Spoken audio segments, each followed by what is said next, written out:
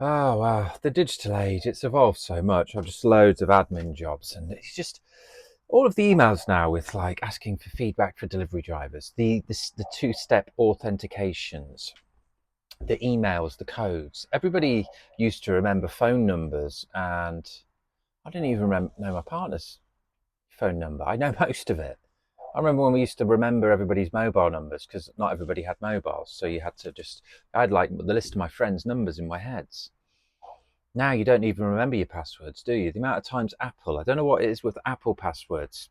I know now what it is, but for ages you just forget it, and it's because you wouldn't need it for ages, and then one time you'd need it.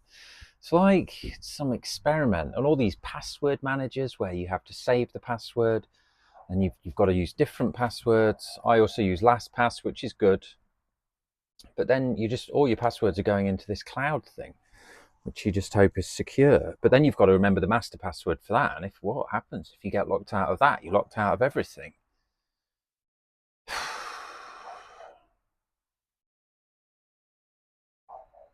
People making it hard to unsubscribe from emails now. Gmail have made it easier, and they seem to have reorganized their inbox recently. Just the digital age. I've just done some returns. You don't even see a person. You just go to a computer, take out the thing. We've obviously now got AI coming in. Just wonder where it's all going, don't you? It's just evolved so much around us. And a lot of it we see as good, as efficient. We can go online and we can click anything we want. But how good is that for the local economy? The amount of delivery drivers but going around now, and just the amount of parcels and returns. Like my parents told me a story that there to get like the latest Thunderbird set, you had to go around to all the local cities and try and hunt down these toys and really travel and work for it. Now it's just so convenient, but yeah, that eBay thing that I had, the guy that's conning me using the system, and just it was so hard to speak to people, and I just spent hours on it. They've now just given me a small claims court thing where it's just like, yeah, good luck. We don't cover the buyer anymore, the seller as eBay. We cover the scammers. So it's just, really disappointing at times. I mean, I love technology, and it probably sounds like I'm complaining. I'm not complaining. I'm just like pondering how far we've come and where we are today, and just children that are being born into this day and age. You see them on the phones. You see some parents just giving them the iPad and hooking it up to the car, and I can see why it's just a really good way out. But we're really not going to do that. Going to just treat movies like a treat and have them like once a week, like movie night. Have some popcorn and just not have a TV like in your room that just takes over the house and the room, which is just the default is to put it on. Even though I do like watching things. Yeah, we're obviously setting up non-conformity company, and we've got AI Employee University as the latest one. I've just had to do some domain sorting. Then I lost a few domains in the past. Again, just not GoDaddy not making it as easy. You've got multiple billing. They update some of their features and they don't really tell you. It's like they've got allocated billing so you can bill different domains or products against different billing cards, which is fine. I can see why that's useful, but like, don't then get rid of one of my domains if one of my billing things fails. And yeah, Max Spielman as well. Just looking for a phone number. Max Spielman are a photo company where we paid £45 for three sets of passport photos, French immigration photos. Let's finish with just this one. Just getting it all out of my system. I'm down on a video, so we'll do a more positive one later. But £45 isn't cheap for three sets of passport photos. The woman was really good in the store. And I think I've already mentioned this on a past video, just the service was fantastic. However, like they put in their computer system, they're like, what visa is it for? French immigration. Okay, they press it. This is tapped into their nationwide computer system, which has the settings. She's like, okay, we need this size, boom, boom, boom. Sit down, bang, sit down, bang, sit down, bang. You're like, great, let's have that. You get to TLS contact, who are the French immigration people, and they're like, oh, you're too big, it's not the right size. But we do have a service on your way out. So you pay me £10 per person and we'll get the right size for you. So a lot to do, but you just don't want them to have one over. So we did that, of course, because you need the visa. You're locked in. It's just like, okay. But then we were just like, well, it's 45 quid. That is at least 4 pizzas, 4.5 pizzas, 5 pizzas in France. So I Google Max Spielmann customer service number, nothing, nada. Went to the website, can't call them. There is a customer inquiry. So I filled all that in. I used AI to bump it out a little bit and just make it all perfect. And also gave them feedback to say, I don't know if I've mentioned this on a video yet. Oh, who knows? But anyway, I sent it all in. And the other day I was just like, oh, I've received anything. I've not seen anything.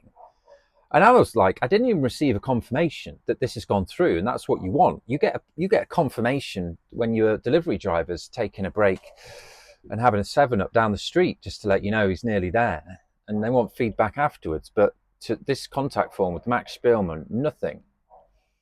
And obviously they haven't replied either. They do say you can go back and get replacement photos, but that's too late. If you're getting visa photos, you're not going to know you need the more visa photos or the corrections done until you've gone to your visa appointment, in which case it's too late.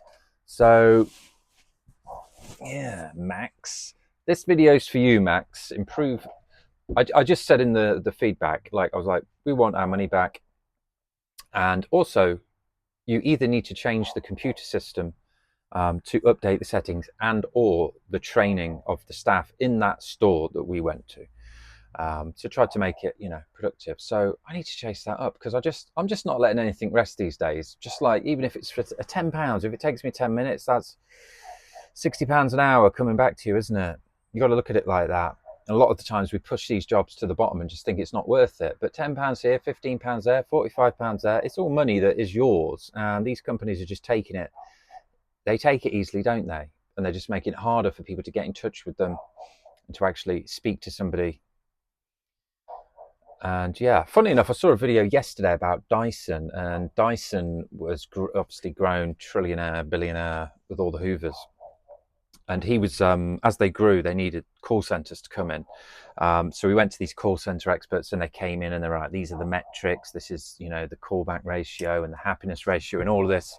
And he's just like, look, this is all nonsense. Forget all this. Why don't we just try and amaze and be happy that any customer has called them and do whatever we can on any phone call? And the guy that was talking about his granddad. He said he's a bit tight, but he's got a Dyson on each floor. And it was because the first time he had a problem with a Dyson Hoover, he called them.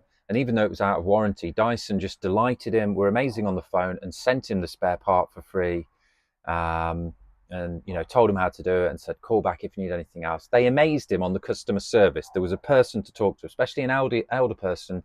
They're a lot more old school now. But yeah, that was Dyson's kind of strategy with the call center. And yeah, it seemed to have worked. It's like, it does.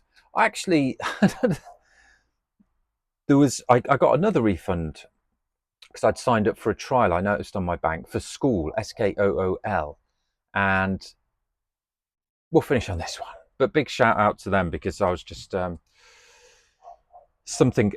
signed up for a 90-day trial apparently, where your card's attached to it, and I had not made a note of this one, but I couldn't remember signing up, and I was just like, look, I don't remember signing this. Can you please refund it and stop any billing and all of this stuff? And I just got a fantastic email back from them saying, we're really sorry. It looks like you signed up for this 90-day trial and then it kicked in on this program. We'll refund the card immediately, and we've stopped any further activity.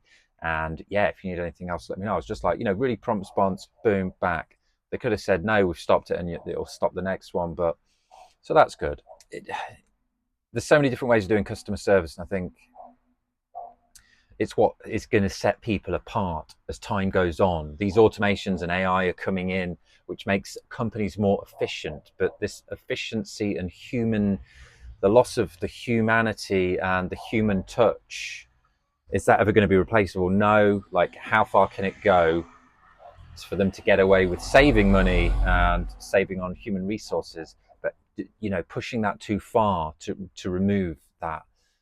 There's a tipping point, isn't there, somewhere with this? And it's just I guess we're at that kind of point now with all this technology coming in. We're going to see a lot more companies probably push with the AI, push with the automations, and then we're going to see backlashes, I predict, of like consumers and customers just having enough with certain brands that just aren't looking after them, or there isn't anybody to talk to. There's nobody on the end of the phone. The lights are off because it's full of robots and AI. All right.